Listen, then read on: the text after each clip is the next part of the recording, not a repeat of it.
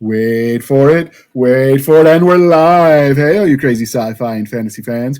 It's time for your daily dose of shenanigans over here at the Blasters and Blades podcast. Just a couple of nerdy veterans and one chaos coordinator geeking out over our science fiction passions and fantastical fantasies. A place where magic is king, the sky is the limit, and space is the place. We are the podcast that puts the fun in dysfunction. So without further ado, we're going to let our guests introduce themselves. First, we got Mr. Jesse James Fain. Hey everybody, I am Jesse James Fain. I'm a science fiction and fantasy author specializing in violence and revenge tales. I like to write anything that is going to have a lot of action in it and brings a little bit of real life fight to you. I like that. Revenge is always good. All right, and next we got Mr. Nathan Abrams. Nathan, I've been on here a couple of times. I'm in the middle of writing a few odd things at the moment. I got a little bit sidetracked. The Baptists are trying to close my camp. So I've been talking to some Baptists about trying to get them to not close the camp. But at any rate, that's been taking up too much of my project time. I mean, I know some people who know some people. I'm just saying we can reach out and touch somebody. That's a joke, YouTube. We're joking. All right. You never know these days. Nobody takes it. All right. And while we have asked them the religion questions before, we're going to mix it up just a little bit for today. So this is a horror movie you watched before this episode because we're talking about the movie Dog Soldiers. So what do you consume when you're watching a horror movie? You got a certain drink you want, a certain snack? Not really, no. Go ahead. Not everyone. Kind of a chocolate chip cookie guy. That's really my favorite and kind of go-to. So if I'm going to the movies, then I'm going to get like this box of cookie dough bites. If I'm sitting at home, then I'll have, whatever I got around the house. All right. What about you, Nathan? Not really. I've never been huge on eating during movies. Like if we go out to a movie, my wife always insists on popcorn, and I usually have some. But when I've been to the movies myself, I never get anything. And if I'm watching one at home, I mean, sometimes we'll watch a movie when we're eating dinner, but I don't generally get a snack specifically for a movie. No. Okay, Nick, you guys got whole rituals around your movie watching. So let us know what's going on in Garber house. Oh, when we're at the theater, it's a popcorn, a Bavarian pretzel, because they're like freaking huge, and it has like nacho cheese dipping sauce, and we'll get a bucket of popcorn. We're gonna go see Deadpool when it opens, so we're gonna get the popcorn with the Wolverine head bucket, so that'll be fun. When we're at home, it's whatever you can grab, I guess. Usually I'll pour a glass of bourbon, and then that'll be my snack. I can approve of that. Yeah, so for me, like I used to be the same old Diet Coke I drink all the time, and or a coffee, and then like some popcorn to go with it. But even popcorn has calories, and I've noticed now that I track, like it's really tricky. It's like, oh, it's only 110 calories, and then you realize you got to multiply that by like 4.5 to get the exact number for the popcorn per bag, and it's designed to trick you. So I've been doing a lot less of that because I'm like, it's popcorn. It can't be bad for you. It's popcorn. Not true. What you put on it. Well, I get a butter on that thing. Yeah, I get the Orville Redenbacher. Like I'll do their kettle corn or their buttery movie popcorn. So it's not overloaded because I'd do that if I let myself, but it's still all the calories count up on you. And in order to keep shrinking, I can only have one meal a day and one snack. So the popcorn was, in fact, bad for him. Yes, absolutely. It tastes so good though. So if I've got Morgan Freeman, yeah, he's auditioning. No, that was not an attempt at Morgan Freeman. That was just generic announcer voice. Yeah, I got the generic tour guide voice when I do the intro because I actually was a tour guide once. We're walking, we're stopped. And you got to do the hand gestures with it because people are morons in large groups. Well, and I have a broadcaster's accent despite being from Rhode Island, which has kind of a very distinctive accent. I don't have it because my mother was in radio. Okay. So when I moved in the bank, I was like, where are you from? I'm like, well, I guess like a radio studio if you're trying to ID me by accent. Okay. All right. And so with that being said, obviously we're here to do a movie review. So we're going to break it down and then we'll go from there. So the movie is called Dog Soldiers, came out in 2002. It was directed by Neil Marshall, cost about 2.3 million pounds in 2002. So that's like a mega $1 billion now, probably. I don't know. The conversion rate's not our friend anymore. Movie movie is 104 minutes or an hour and 44 minutes if you prefer that route. It was released in Brussels in March 2002 and then in May 2002 in the UK.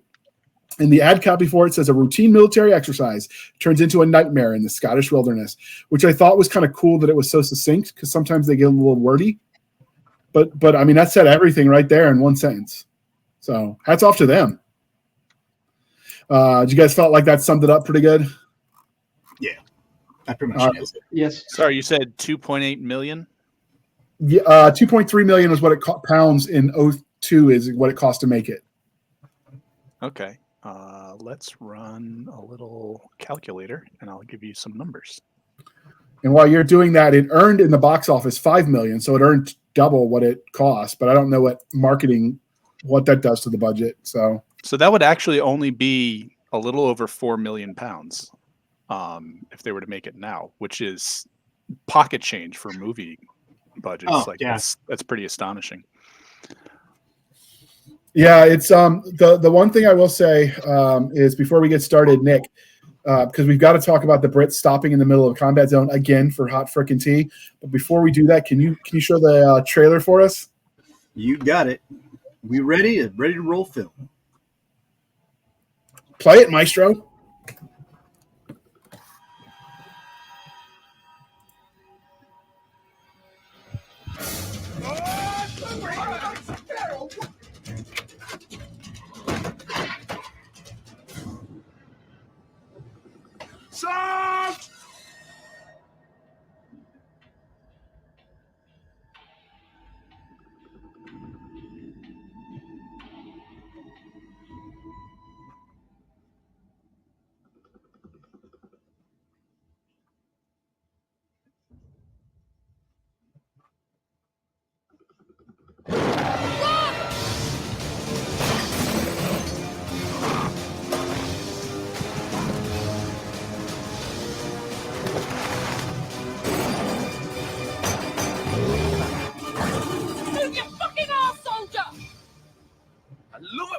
Bad talks dirty.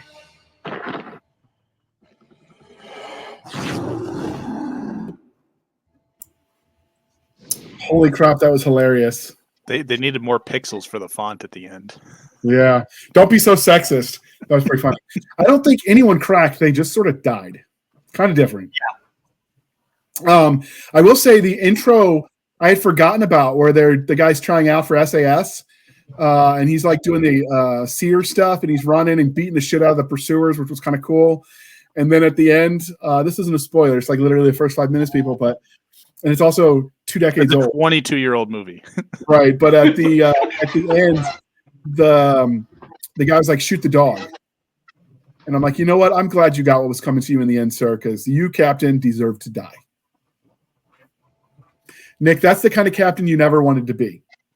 Oh, no, that's a Sobel, man. That guy was a he was. Yeah, he was. I don't know. Somebody's echoing. There we go. Yeah, so the intro was a little bit whack. Like I'd forgotten that scene because everyone remembers the werewolves that you see later on, but you forgot that opening. And when I watched it, I was like, oh, not the dog. Yeah. Which is crazy to think about because I know how much it costs to train like military working dogs. Like just throwing that away to prove a point. Oh, they're stupid crazy. One of the K9ers told me like how much it costs for one of those dogs. It's somewhere around $5,000. Yeah, I mean just for a dog, and then you got to put the training in them. Yeah, and that's to prove a point. Like he just threw that down the drain. Like I get it, the military wastes a lot of money, but come on. And the military budget in the UK is small compared to ours. Oh it was weird to see military setting in like camo woodsy kind of areas because I got so used to all of our training was desert focused, and to see them like moving in and around the trees wearing the green camis, like it was like, oh, it's a blast from the past, because that was like before 9/11. That's what the Army was focused on, right? Yeah, woodland combat. It was definitely interesting, and to see like the focus on like the overhead cover for that lookout post that the captain had, the OPLP. Yeah, it was nice. We got to see a little bit of the Scottish Highlands. I think it was even no, but it wasn't filmed in Scotland. It was filmed in Lithuania, I think. Yeah. It was filmed not in the UK because they, for whatever reason, it just wasn't filmed there for budgetary considerations. It was originally going to be filmed in the Isle of Man, which is an island off the mainland of the UK. For tax rebates that fell through. Then they were looking at Manitoba, and in the end, it was shot in the forest outside of Luxembourg because of the tax benefits. So I was right that it started with an L, but not which L. The second unit filmed in Glen Effric, Highland, Scotland, UK. So that would be like your establishing shots, but like most of the forest scenes were in Luxembourg. I guess they did some filming in Norway too. Interesting, but yeah, it was well shot out. Like I've never had to walk those, but it was beautiful scenery, kind of nice. Like when they were trading stories at the campfire. Yeah, like that takes you back to before like everything was war tempo, where sometimes field operations were just like camping with the boys. I don't know if you were young enough to remember that, or old enough to remember that, I should say, Jesse, when some of the pre 9/11 training days. I am 1990, so 9/11 happened when I was 11, so I'm just old enough to remember some of the old moto posters and things like that. My experience with military service, my brother wouldn't serve until we were 18, so that was about 2008. But okay. I did hear about stuff like that from my grandfather and some of my uncles and stuff like that. So like I was in a boat unit, it was one of my first units while I was transiting to college before I got called active duty. And I remember we'd take the Mike boats out, and then we'd get out of sight of command, and you'd just grill out on the boat and drink some beers. And that was a guard weekend. Yeah. You can't do that anymore. They actually want you to be a proper soldier or something. We were doing that in active duty too. We called it Ranger TV. That was the campfire. And you tried to keep it so you didn't get compromised. I like how they just hanging around the fire and shooting the shit. Yeah, I like how they open it up where you get to know everybody on the team. Like the one guy that didn't want to get was it Spoons that didn't want to get off because he wanted to watch the game, the footy. Yeah, he wanted to watch the footy. He wanted to guard the barracks. Yeah, and so he was pissed that the training operation would take him out. And then you got the guy that was overly moto who loved that shit. He just was eating it up right up until it ate him. So I mean, it was cool that you got that opening before they met anything of the werewolves to like get to know the characters. What did you guys think of the campers in the beginning? That's probably the cheesiest part of the movie for me. You know why they did blink and you miss it. But you know why they did it, don't you? Well, they introduced the knife, so the plot could happen. Right, they introduced the silver knight because this guy camping had just been knighted somehow. I don't know what's involved in that, but so his girlfriend got him a silver little dagger, so mini sword for display, and she made a point, don't lose it, it's pure silver. And I knew the minute she said that was going to be important later on. That's a secret Mauska tool that we can use later. This is a werewolf movie, isn't it? It's Chekhov's gun, I think, is the literary expression. Yes. And so yeah, you saw that, and I'm like, that was there entirely so they could introduce that knife, which was kind of cool. But yeah, it was interesting the way they set that up, where the werewolf had enough control that they're opening the zipper. Like, because a lot of times it's when they're in dog form, they're pure animal, and when they're human, but they wouldn't have that kind of fine motor skill in the werewolf form. And this one was a lot different. So first we'll show the cow just because why not? This is the Highland cow that they experienced, which looked kind of cool. I don't know, to my American eyes, but so like you see that where they're like humanoid. Dear listener at home, I think that's the best rendition I could find. But like they definitely weren't what you think of, like going full wolf. Like a lot of times their regular dogs are just bigger, almost like a dire wolf transfer, whereas this one was more humanoid. Well, and I also read that rather than using stuntmen, they use dancers. So that would give them kind of a different profile because dancers tend not to be huge people, but they also put them on stilts for the height. And I guess some parts of the set were designed specifically so that the wolves would have to stoop a bit, so you could easily tell that they were meant to be, much larger than a human, but they still have that, like they're kind of elongated rather than just massive. So do you guys have a preference on the humanoid versus fully wolf when the werewolves shift? I like the humanoid version or the big giant monster like in American Werewolf in London. I kind of like when they go full wolf, but just like huge.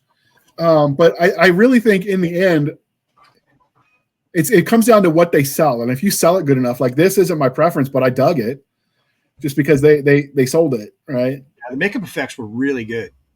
And for such a small budget, they nailed it. Yeah, absolutely. That's one of the reasons this is my favorite horror movie is that it's a combination of how well they did with the monsters, the soldiers, the whole everything is really well executed even for being a low budget movie. The cheese is entertaining, but it's not super overdone. And I think that they did a really good job with the humanoid wolves, and I think the humanoid wolves, especially when you give them that intelligence, it's kind of like we talked about with vampires in the Vampire Hunter episode. Having something that's fully sentient and still monstrous is more terrifying than any just big wolf could be. Yeah. So Nathan, go ahead and invite your friend. He was the one. Oh, he disappeared. Well, he was trying to get the link to his friend that was supposed to join us, but I couldn't find his contact. So they should be joining us back. We'll let them introduce ourselves and we'll keep talking. So what did you think about them being almost indestructible? Did you guys like that? Right up until you cut limbs off. I like that part of the lore that they established in there, that they were damn near invincible. Until you start, like you said, hacking off limbs and introducing silver to the mix. That's what makes this a horror movie, at least for me. This is the defining between horror and action for me is the fact that they can't just be shot. Yeah, I think that definitely adds an element. It increases the scare factor a little bit. It's like, oh crap, we're throwing everything in the kitchen sink at this guy, and nothing. Literally. Yeah. What I didn't get was okay, so the bullets weren't working, but he grabbed that broadsword that he found just lying around when they were raiding the house. If you're a werewolf and you're changing and bullets don't bug you and so the sword could get you, why do you keep that in your house? Maybe it'll further the plot. I mean, maybe it's a family item that's been passed down for generations. I get, but it's just I wouldn't keep any silver in my house either. Right. Which was a little. That was a little strange, but and they never. Not unbelievable, just right. Odd. But you got to understand too, they had to have done some research on the lore of werewolves and stuff like that. A lot of it is it's a family. It's usually it's passed along from along the bloodline. In addition to if you get bit, so it would make sense that it would be a family heirloom, something it kind of links them back to the past of how long this family has been lycanthropes. So yeah, I was curious. I might be stretching it, but I don't know. One of the things that they had was that when the werewolves died, when they cut the hand off, they didn't shift back to their human form. No, yeah, they stayed in their lycanthrope Right. So I was curious when they switched back after their hand got cut off on that one scene. Like, is their hand gone when they switch back? They got a bloody stump? I don't know. It's interesting. And we don't get answers. Question. I'm going to have to watch Dog Soldiers 2 to see if that. Wait, there's a second one?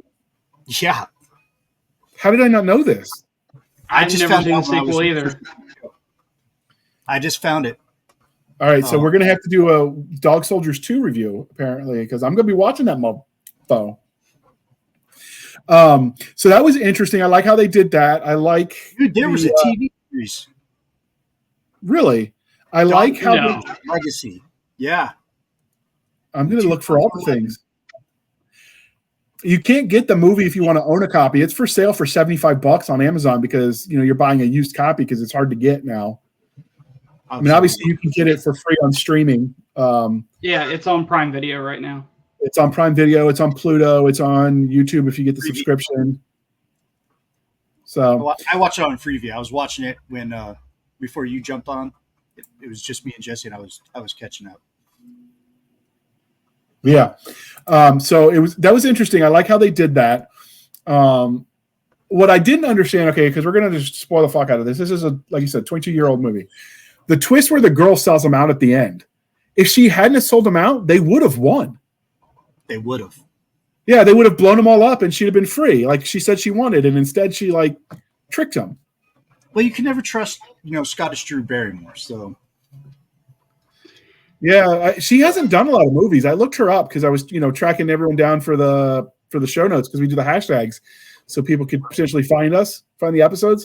But she's only got 3 movies to her credit. I mean, she was a good character actor. Yeah. Yeah, I believe it. She sold her part. But yeah, it's she sold what? She sold her part. It was. Oh yeah, she did. What did you think about the acting? So let's talk about that since we're there. What did you guys think of the character acting? I was sold. It was solidly acted. Yeah, because a lot of those characters, a lot of those actors go on to other prominent British roles. A lot of those guys were in Game of Thrones. Yep. Really? Yeah, the captain, the SAS captain, he was in Game of Thrones. I believe Spoon was one of the what do they call the Knight's Guard, the King's Guard. That's so a lot of the people from that movie went on to pretty good roles. Kevin McKidd, he was on Grey's Anatomy, if you count that, but it was a very popular show at the time that he was on there. So, I think this was a good stepping stone for most of that cast.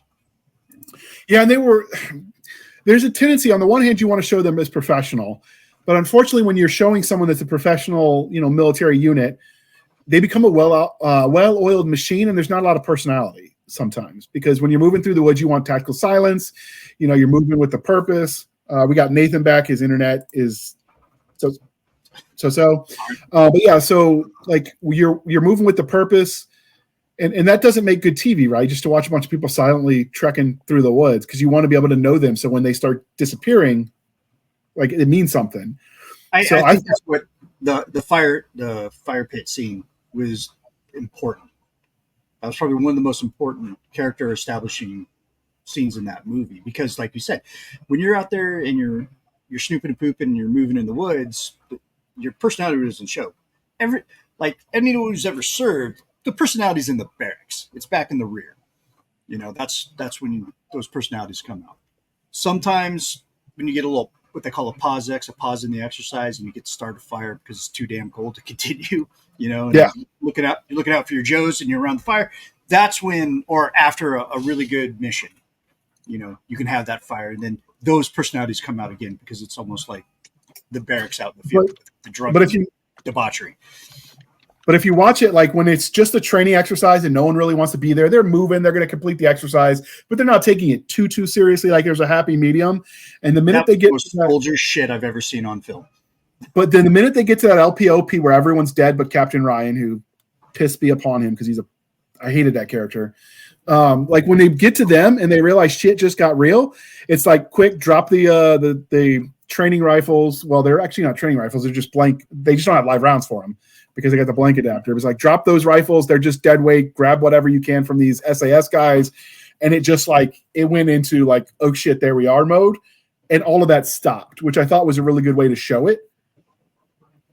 Their movement to contact, even in the midst of like being chased, was still believable. Like, it wasn't textbook perfect, no, but I mean, if I'm being chased by what I thought was a mythical character, I don't know that I would move perfectly either. There's no rule book for that.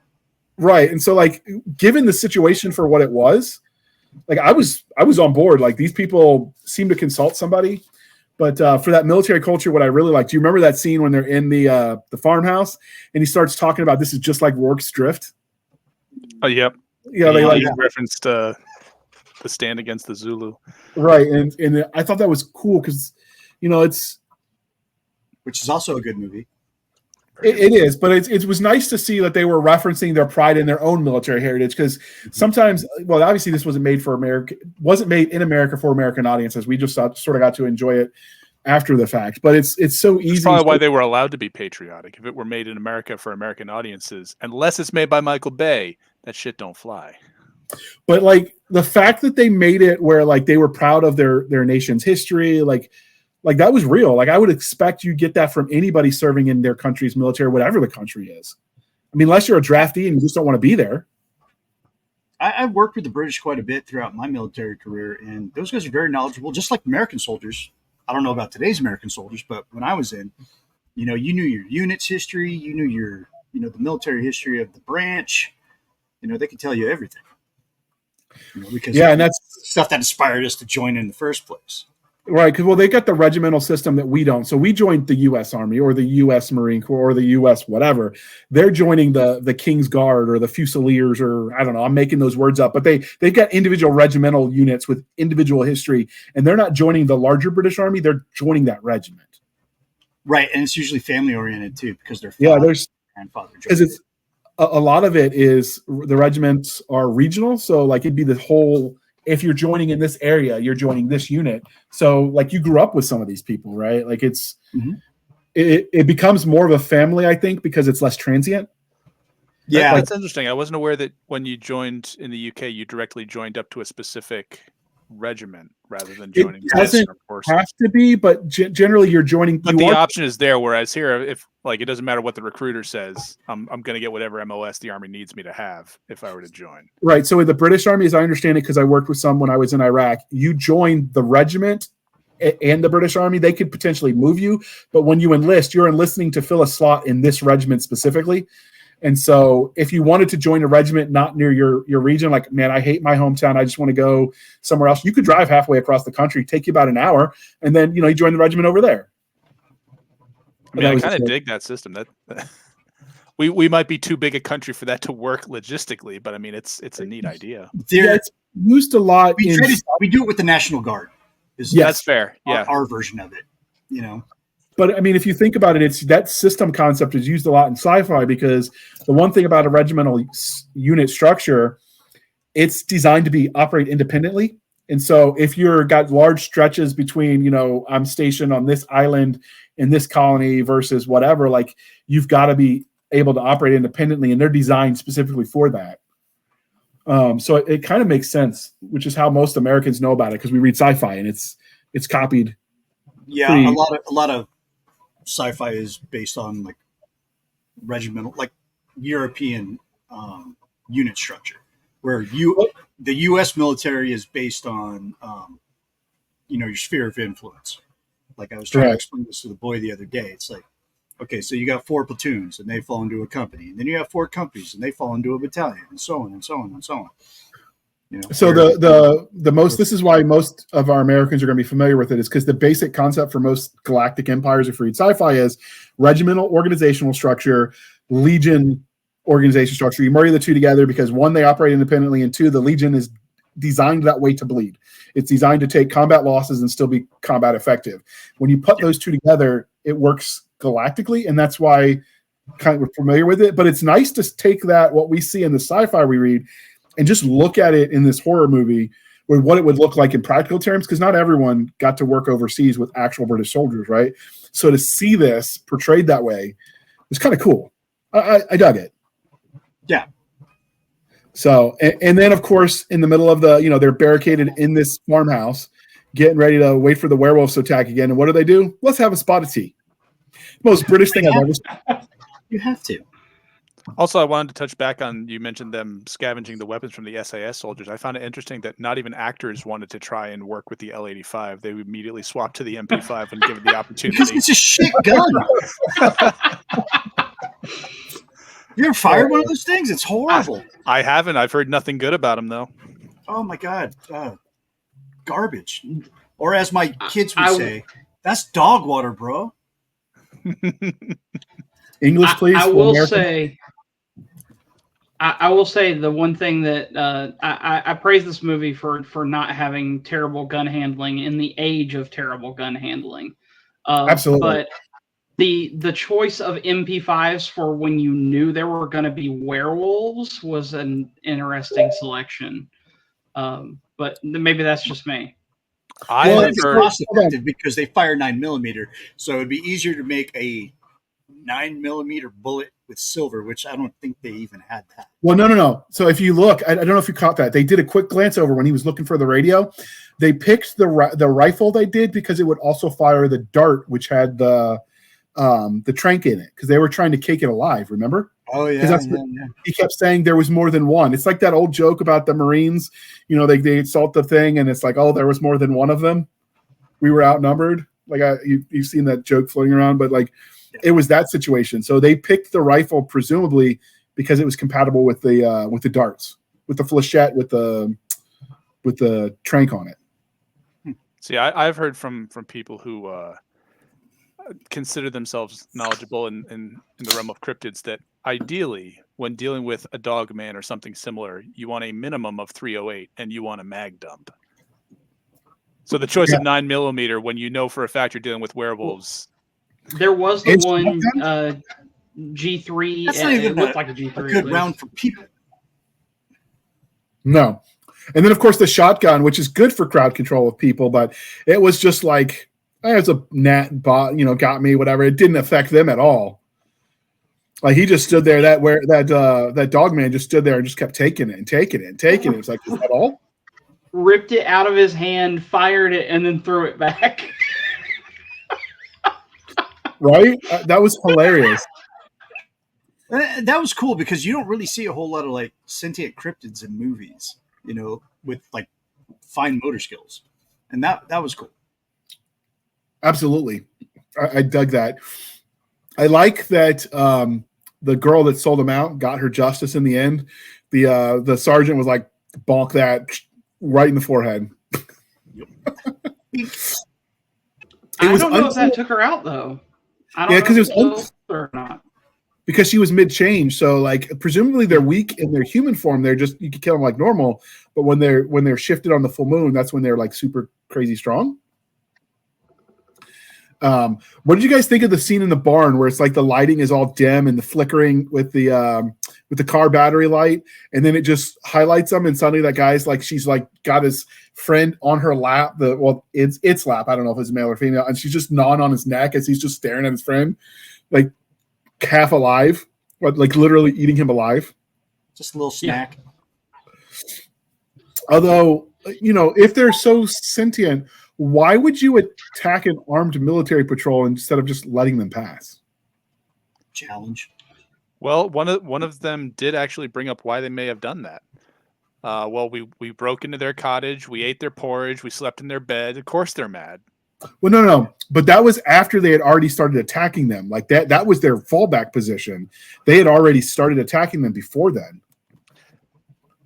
So I wonder if maybe it was just to keep word from getting out, because when the SAS team tried to capture one alive, obviously like, oh, well, someone knows we're here. That's not good. And then another army patrol just so happens to wander by.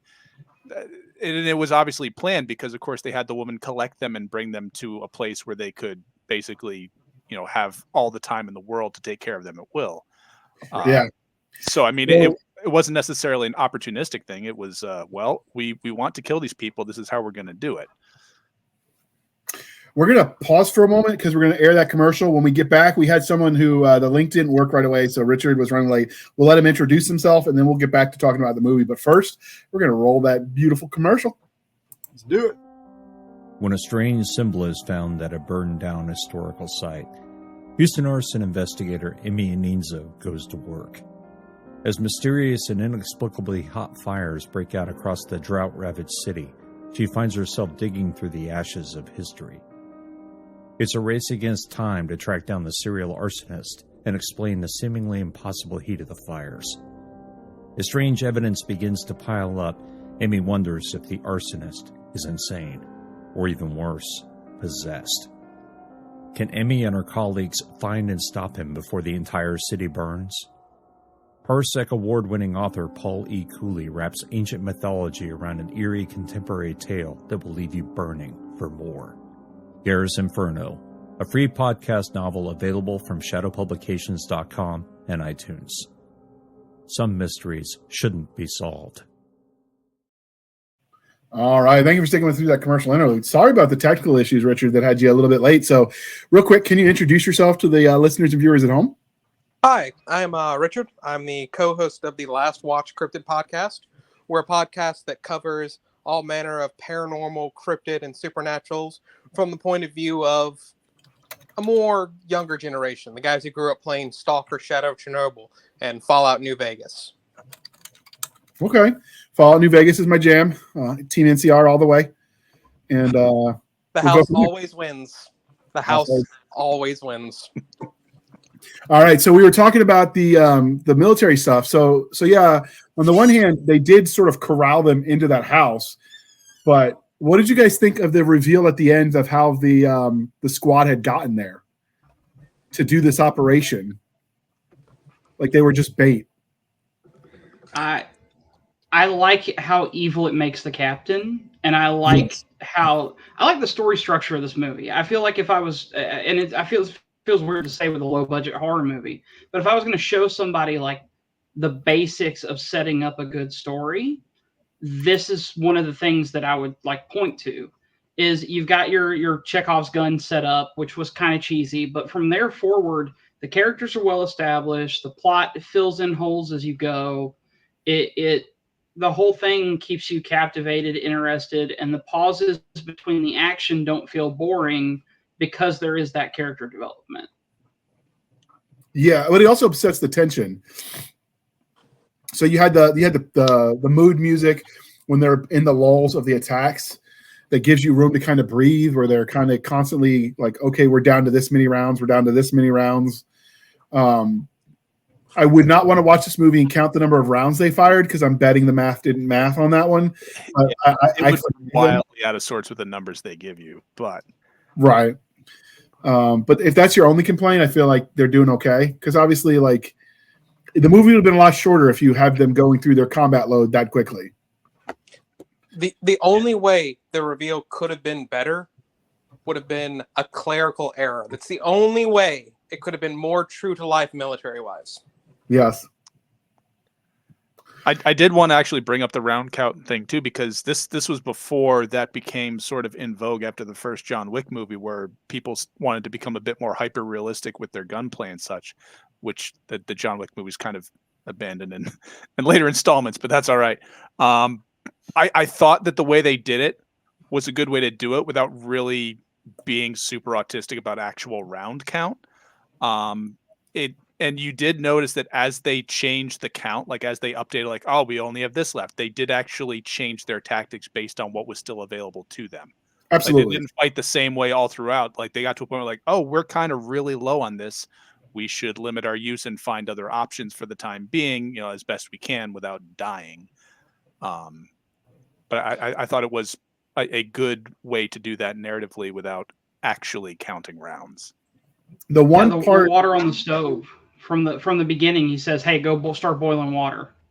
I thought that was cool. I actually took that more for the medical side of things because you want to keep things sanitary because you got the two people that were jacked up. So you had the captain who got his chest sliced, and you've got the sergeant whose bowels were hanging out, and they're like trying to push this poorly like sausagey looking thing. It was gimmicky, but budget, so whatever. They're trying to push it back in. He's like, it's not gonna fit, and the guy was like, it did once. Also, a funny bit about where the guy punched him. Apparently, the second time he really did punch him, but the guy didn't feel it because Sean Pertwee, the guy who played the Sarge, was actually drunk. Like, they actually got him drunk for that scene. So when the guy missed his mark and actually punched him, he was just not feeling it.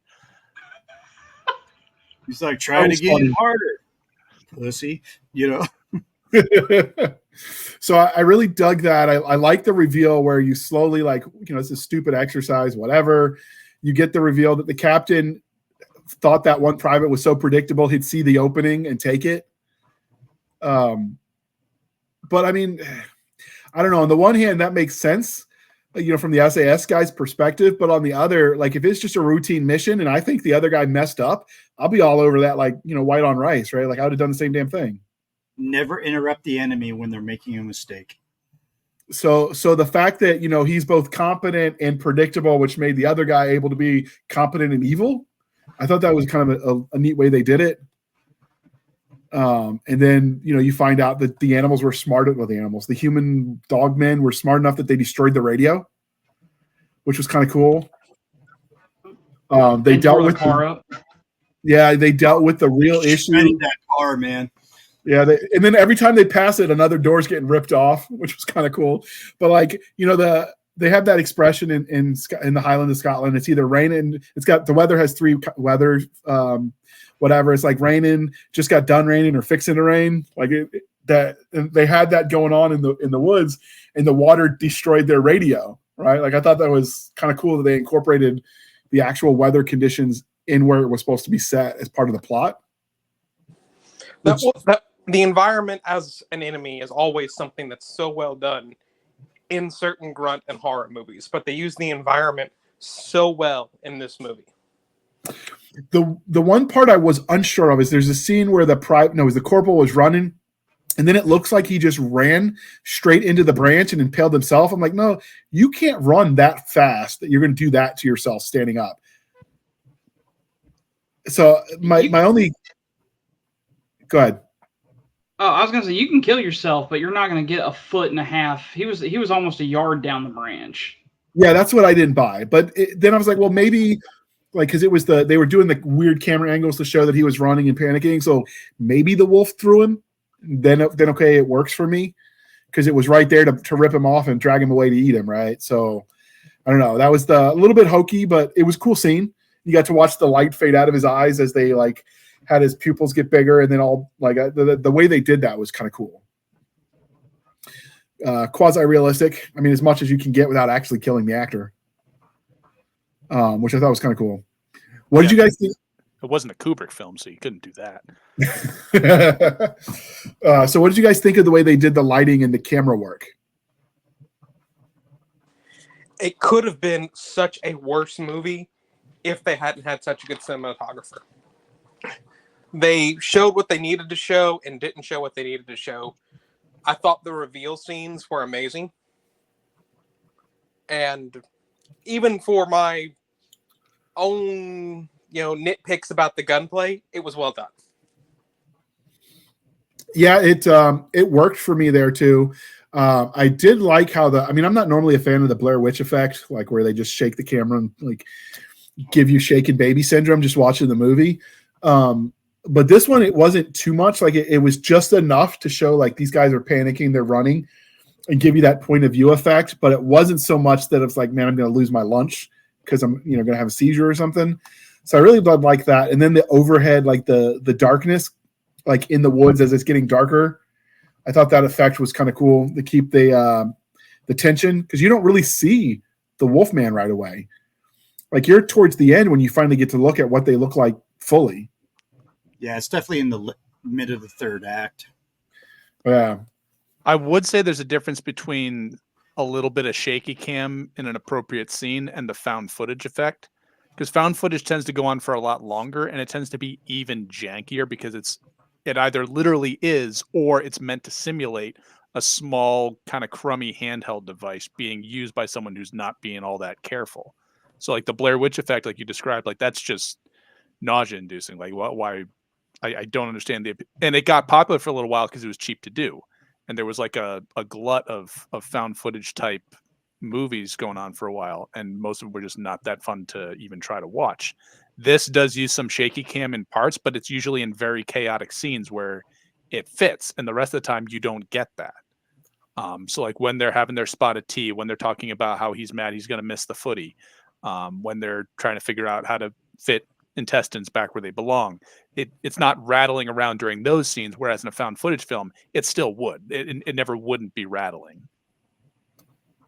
Yeah, and I like, so we're talking about while they were moving to communicate. That's one of the things I did like that they did, is a lot of times you see military movies where they show, like, once the fighting starts, everyone kind of goes every man for themselves, and they didn't do that here. They resisted the urge, because I get it could add dramatic effect, but I mean, if you're well trained, that just doesn't happen. You don't even think about it sometimes when the danger hits, because you've practiced it so much, your body just moves automatically. Which is why you spend hundreds and hundreds of hours at the range practicing those movements.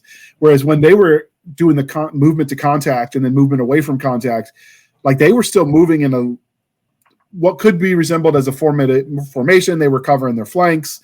I'll cover you, you bound ahead, and you cover me. Like, it made sense. They didn't flag their buddies, which was another good thing. They didn't do the booger hook on the bang switch, which I liked. I looked for that. So Kevin McKidd did a little bit of that when they first got into the cabin. Just a little bit. But you get away with it a little bit when you get to the point where the tension is there, because they know they're being hunted by something. And so I'm willing to give people a little bit of benefit of the doubt if it's like, okay, this guy's clearly stressed, like, as opposed to it's just, random nonsense in the middle of nothing where they're doing it. That I won't believe. People behave weird when stuff gets tense. Like, I can cut a lot. It's a two-way live fire. Right. The biggest one for me, and I think it adds to the story, was at that very beginning scene where Cooper is going through his final special forces evaluation, and the captain loads up that I think it was brown high power, and he actually loads a live round. Like, so he had that pointed at Cooper's head, 10 seconds beforehand, and there was rounds in the magazine, which was I thought that spoke to his character again. Like, that was another good character moment. Yeah, and then we all grew up having seen. Well, had the movie Black Hawk Down come out in 2002 when this was made? Yeah. Okay, so then you have that famous "This is my trigger," or was it "This is my safety"? Yeah, so like you saw a rash of movies after that. They would kind of play on that, like, I'm the safety, I don't need it on the weapon kind of thing. Which, I mean, you can get away with that if you're Delta Force, not so much if you're Joe Schmo. But so I don't know, because he's supposed to be SAS and they're supposed to be kind of mysterious. Nobody quite knows what they do and how they do it. So I was willing to give them a little bit of slack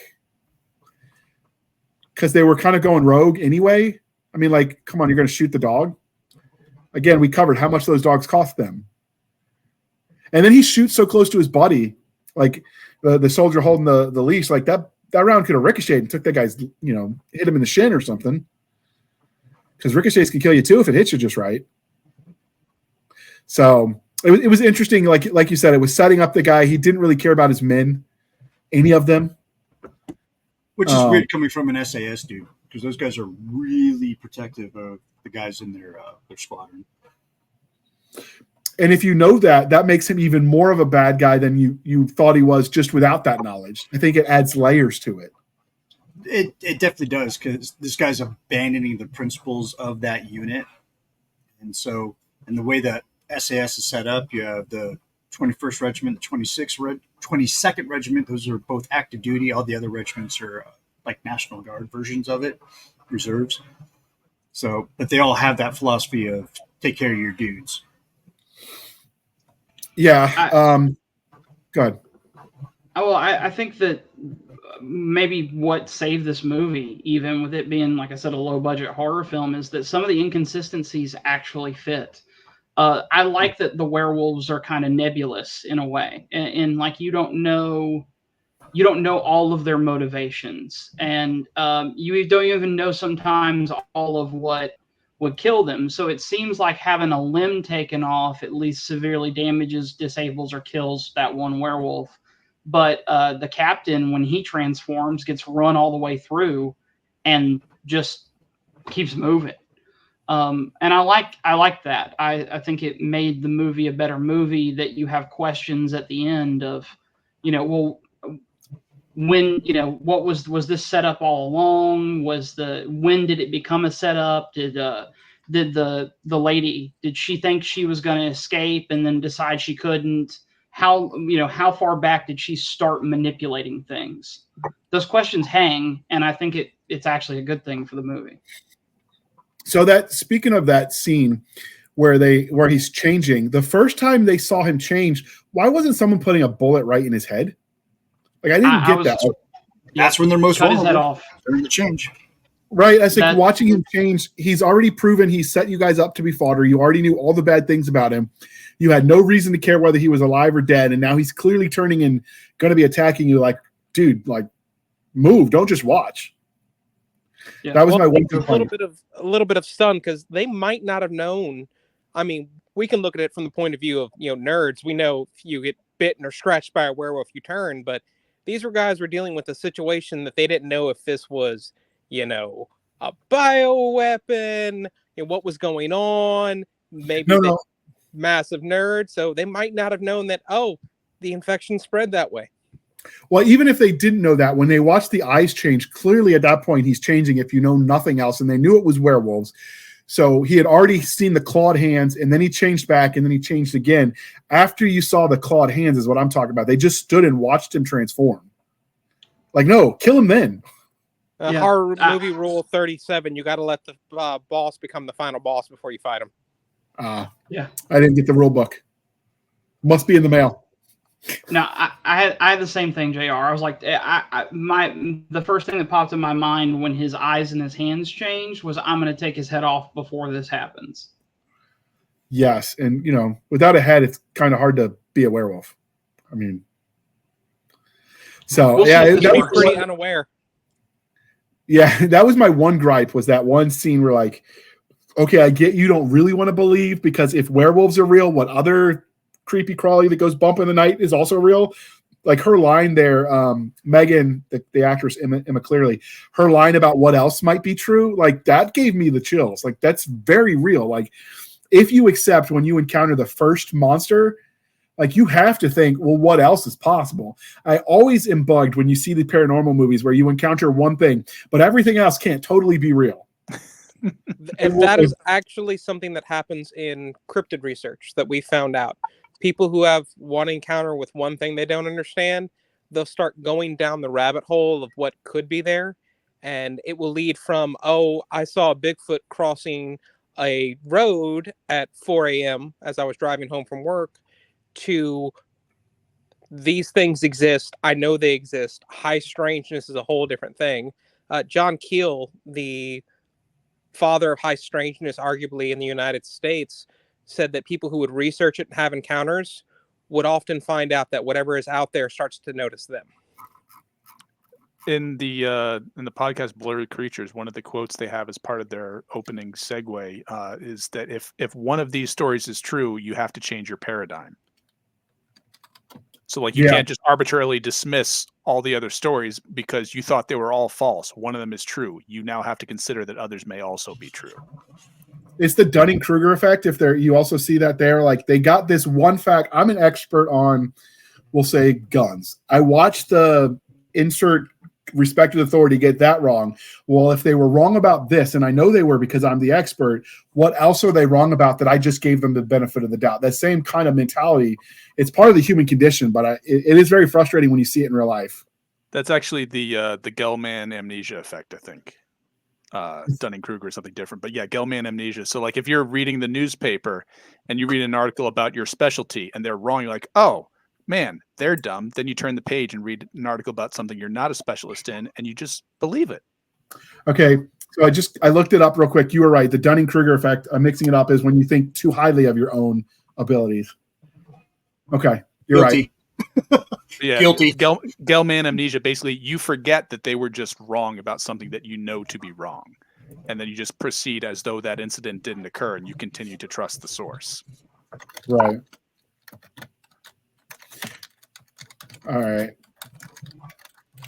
So that was very frustrating to watch him change and not do anything about it.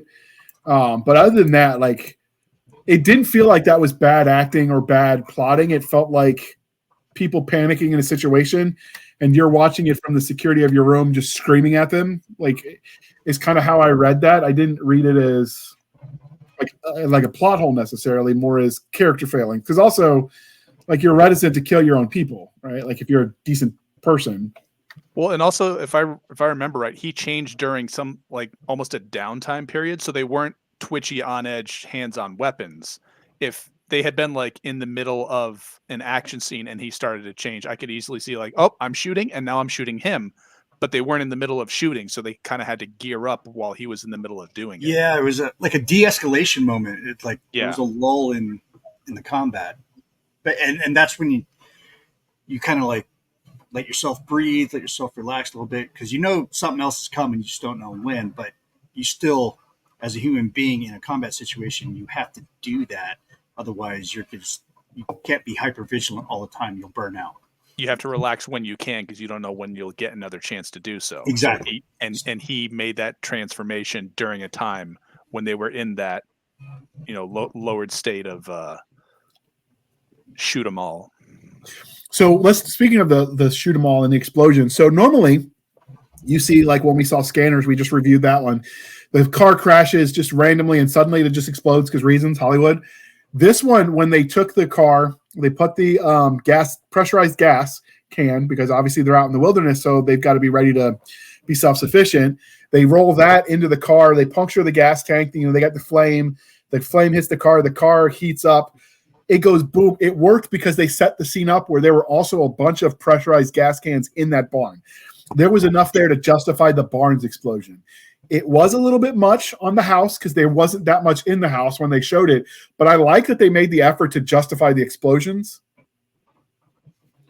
A lot of times they don't even bother trying. All the violence and action in this movie was so well justified. None of it was gratuitous for gratuitous, and everything had a purpose. A lot of these horror movies, a lot of these, especially boo movies like this, it's just violence for violence. But this didn't have that issue, which was part of the reason I love this movie. And we're definitely going to have to come back because Nick and I just found out that there are more in this franchise, so we're going to have to check them all out. There's a series, there's a sequel. The Infinity Stones, we have to collect them all. I had read that it was meant to maybe be a trilogy, but that nothing had come of it. I didn't know that there was more of it. They apparently in 2011 they did a 1-season series called Dog Soldier's Legacy, and then there's another one that there was Dog Soldiers 2, but I don't think it was released under Dog Soldiers 2. It probably had a different name. I'll dig more into it because, like, watching it, you'd be like, "Oh, this could be a franchise." Well, because I'm reading here that apparently they had planned a sequel about Cooper being locked up in an institution as part of a cover-up, and then he discovers that there's already a werewolf in the asylum, and it's been turning various people in the asylum into werewolves, and then Cooper and some of the inmates and staff have to deal with that problem. But I'd watch that. I mean, it sounds pretty cool. It sounds rad. Well, I like the ending scene where it's just him, Cooper, and the dog, kind of like a man and the dog against the wilderness.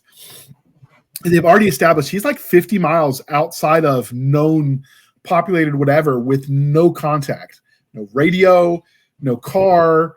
Like, he's hiking that 50 freaking miles. Oh, how did he put it? Where is the nearest populated environment? Population center. Population center. And she looked at him like he had a penis growing out of his forehead like a lip-dick unicorn. It's like, what does that mean? But I'm a military guy, so I was like, population center, city, town, civilization. And she's like, what does that even mean, bro? Which it's funny because that island's pretty populated. So not that many places it could actually have been. Yeah, I also liked that they ended it. Like I would be curious how he's going to explain. Like a lot of horror movies just end. Like how do you explain that when you get back to base? Like everybody I went deployed with is dead, and I lost all my equipment. Well, and that Yeah, actually helicopter would lead crash. into him being locked up as part of a cover-up because you have the one grunt left over from a fiasco that resulted in an entire Spec Ops team getting demolished, and no one's supposed to know that they existed or were there. So obviously you can't let him tell anyone what he found when he was out there. So sure, yeah, he would end up in an asylum. I would not want to be the junior officer assigned to that 15-6 investigation. I'll tell you that. That would suck. His statement. I'd be like, what is this shit? Werewolves? The fuck? No. In my head, I'm just laughing, picturing him trying to clear supply, like CIF, Central Issuing Facility. Like, so you mean to tell me you lost your helmet because of werewolf? Right. You lost all your TNA. Right. Or, it's like, bro, like, where's the flip on this? Why you don't have this stuff? Because you lost like thousands of dollars of equipment, rifle, Bergen, helmet, per person, multiple radios, multiple radios, encrypted radios, probably with the encryption device too, like backpack size radios, not Battlefangs, like SATCOM shit, stuff with a high price tag on it. That so just fell into a hole somewhere in Highland Cow country. Right. I'm blaming and you're not in a combat theater, so you can't write it off as combat loss. Yeah, I one of these days I'm going to write a military thriller, military sci-fi, something where they end up and they have to. The last chapter, the epilogue, is them trying to clear supply. That sounds like the opposite of a thriller. Well, no, I'm just saying at the end, the wrap up.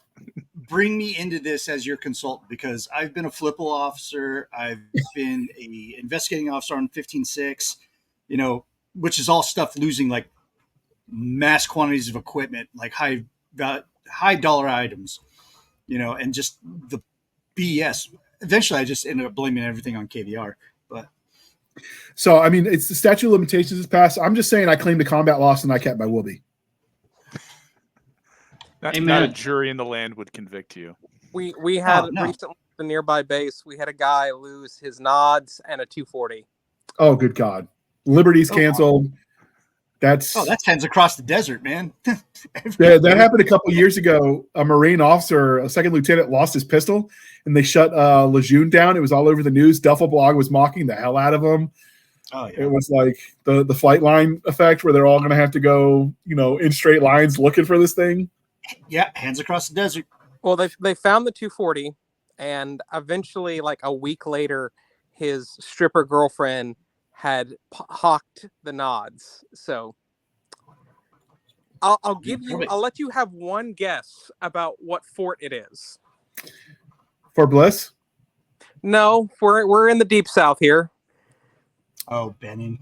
Benning? No, it's worse than Benning. Well, Jackson is Johnson. Excuse me, it's Johnson now. Used to be Fort Polk. Oh, Louisiana. Okay. That's the bone. Yes. They keep renaming the bases, but they'll always be what they were when I was in. To me, I'm not renaming them. It's my headcanon now. I'm never going to call it Fort Moore. I'm going to call it Fort Benning even harder now. John Wayne School for Boys. That's right. For gifted youngsters. Yeah, I'm definitely gonna have to check out. Like, I'm curious to see how the sequels went because this felt like there was room for more, and it's unclear if he got everybody right because they were biting people and turning them, and they didn't eat all of them. So presumably some of them did turn. So there could be more floating around. Well, that was something. Oh, go ahead. So that was something. Go Strix, go. At a convention in 2010 that I went to, Dragon Con, there was a discussion panel about dog soldiers. This was right about the point that the grunts and horror literary genre was starting to get big. People were, things like Monster Hunter International was starting to get big. And, veterans were starting to write horror movies about, what would happen if a group of, veterans was in this situation. Well, apparently, according to one of the guys who was a pretty big dog soldiers fanatic, the original plan was a second movie about an SAS team in Romania fighting vampires. Spoons. Man, that guy went out like a champ. Spoon. I want to know how he got the nickname Spoon. I like that they didn't tell us because there's a story there. It probably involves an MRE.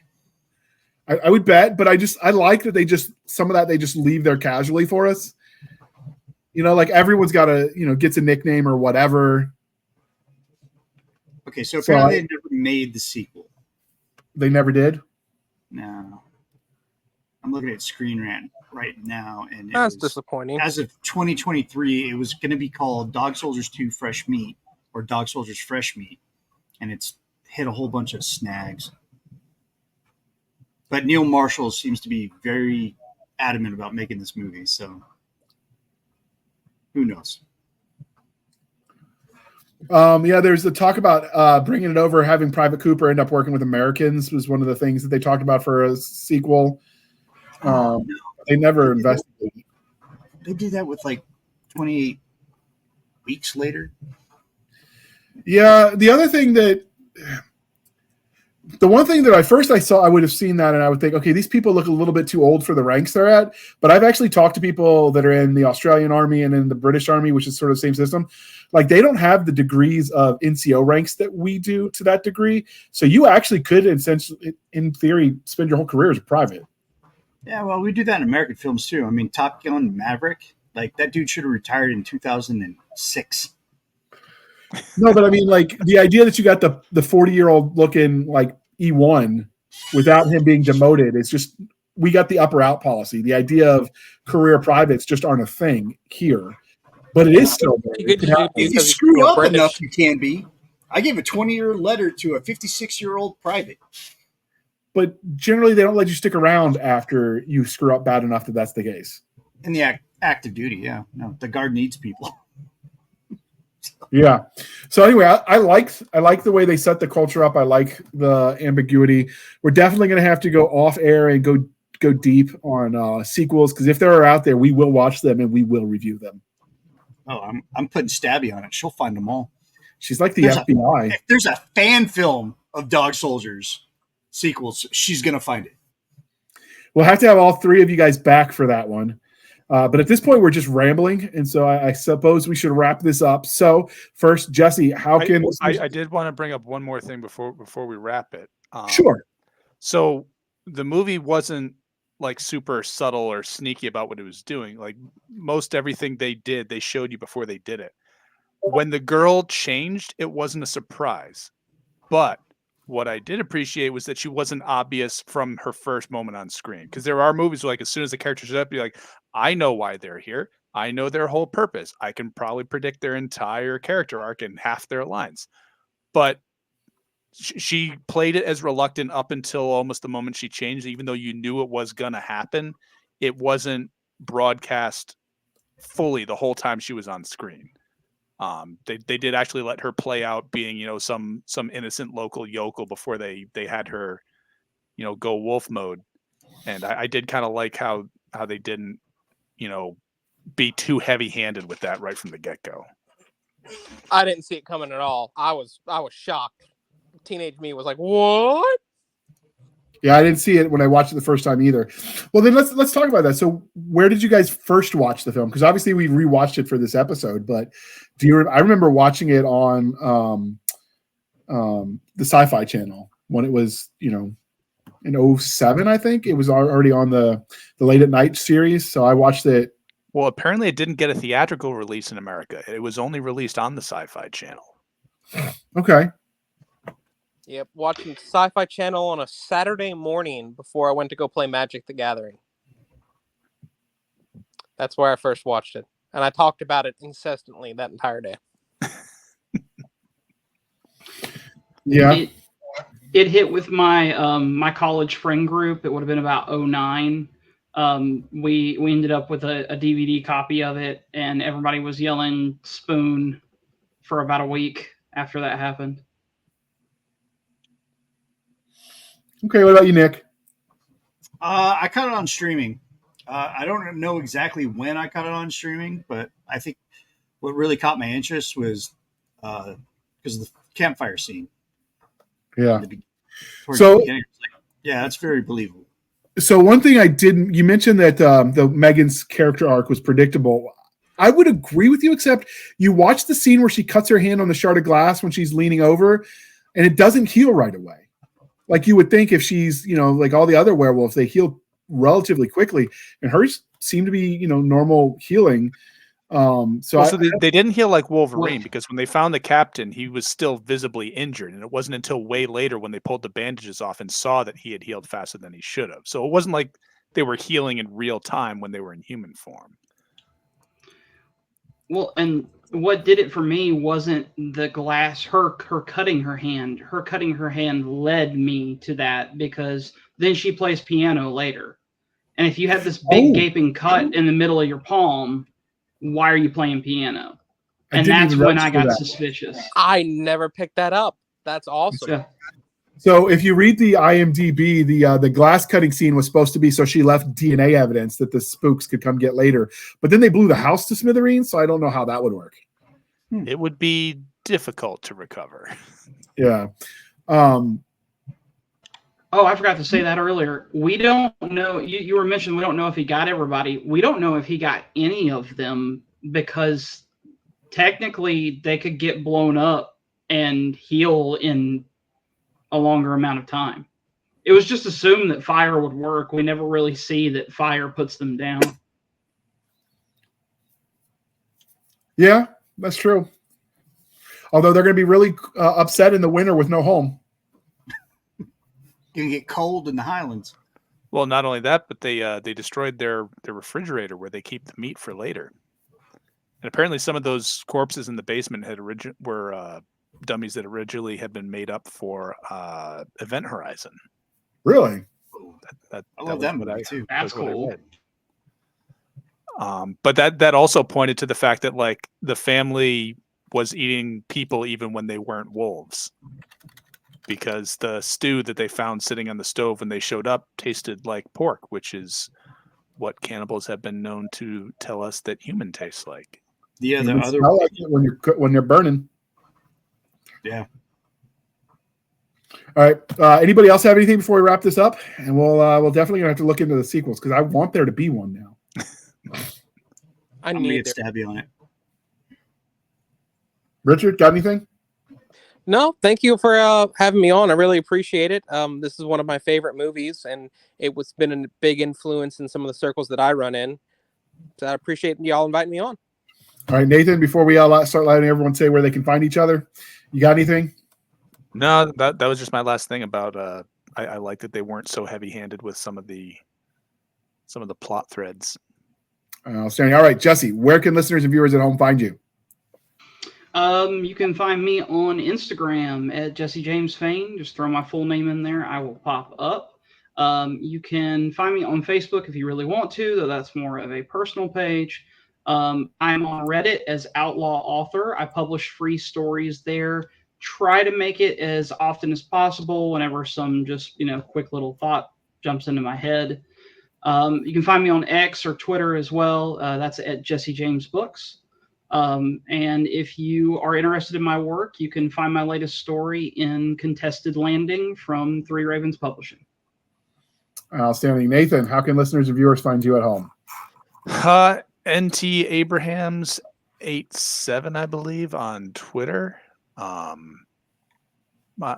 YouTube channel's odd. It keeps giving me different URLs, but if you look up fighting words, I believe that should lead you to the previous incarnation of my podcast, where it was mostly talking about nerds hitting each other, which I do a little bit less of these days, but none of. I actually was just out single stick fencing on Sunday, and I mean, all my other links will be down. And I'm not terribly productive online. I don't make a lot of online content yet.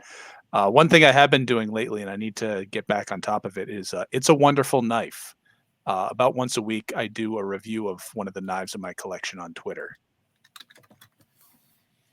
Okay.